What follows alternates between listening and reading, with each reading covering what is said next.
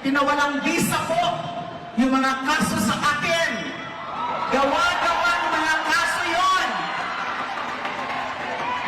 Mga inventong kwento.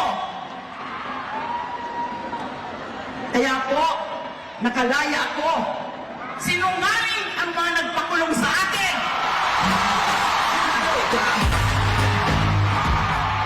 Sila po dapat ang ikulong.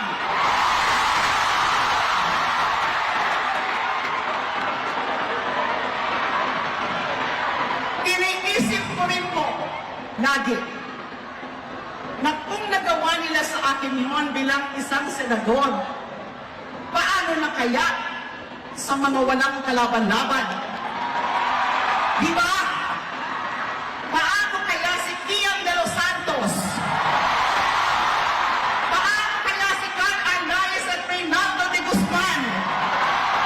Mga teenagers na nasa maling lugar sa maling oras.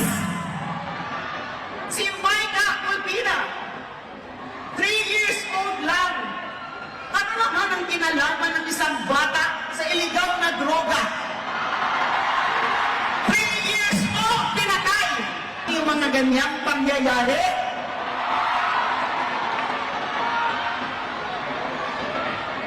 Hindi, di ba?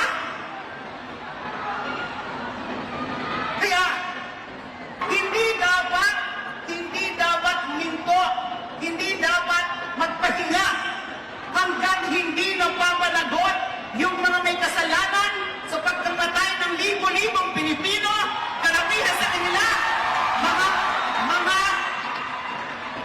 maliliit na tao, mga hindi mayaman. Kung galit ka